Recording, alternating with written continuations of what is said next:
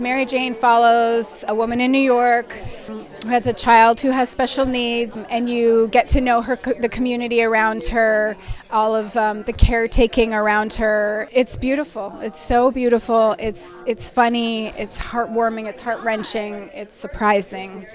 It's a gorgeous play. And raising a child takes a village, and raising a child with special needs takes an even bigger village, So I think it's beautiful to watch people taking really good care of each other, connecting over what matters. Community really describes how many people it takes and what people get from one another in terms of support, and we all need that. But women collectively have historically been described as communal in some ways, and supportive and all of those things, and that's very present in the writing of this piece, really. Absolutely. I think the fact that it's all women just enhances the fact that it's about community, really. Exactly. Why should folks come see this show? Because they'll be sad if they miss it. They'll be sad because they won't get the experience. That is an extraordinary experience. It's a beautiful, perfect, I might add, play. And you've said before that it's got everything. People should come see this play because it's got everything. It's not about tragedy. It's not about pity. It's about community. It's about connection. It's about joy and laughter and what you can find in this extraordinary circumstance in everyday life. Mm-hmm. It's totally recognizable, and it's nice to be reminded of what it reminds you of. Yeah, that's beautiful. That's a beautiful question, and it's a beautiful mission. I think what's great about MTC is they have this program, this education program, where they invite students across economic and cultural backgrounds to come experience this play with an adult of their choosing, so that you can get people who maybe normally wouldn't come to a Broadway show into the theater to experience this work. This work is for everyone, and it shouldn't be prohibited by a price point.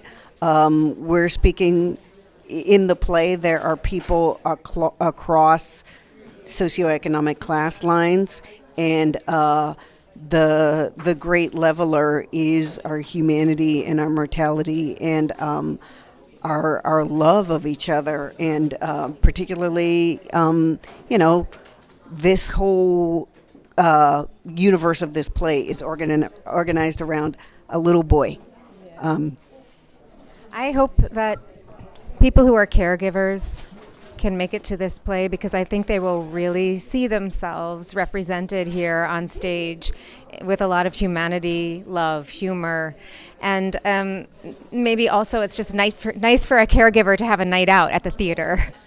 I mean, listen, Amy Herzog, I will follow her anywhere. So she's the very first thing that attracted me to the play, and then the fact that I get to be in a room of all women.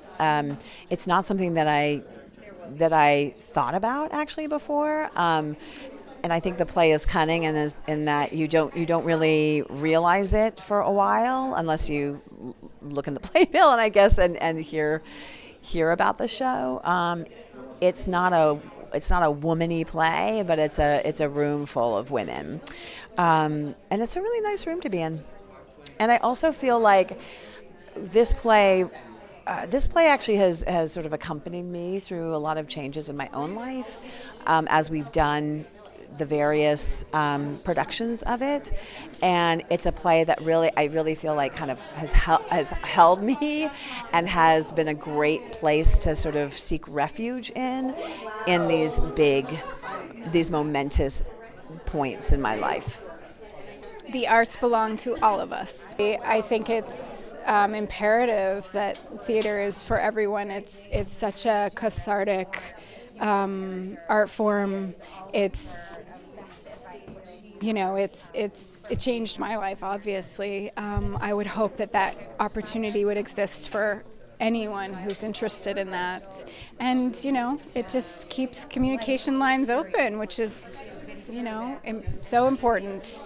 we're all in this together, and so we should all be telling stories and digesting those stories together. There's nothing better than sitting in an audience for an amazing play and you feel like you all went through something together and you have that forevermore. That can be really life altering. So I hope that's something anyone who wants that can have that. So thank you for doing that. All right, everyone, come on and see Mary Jane. We would love to have you.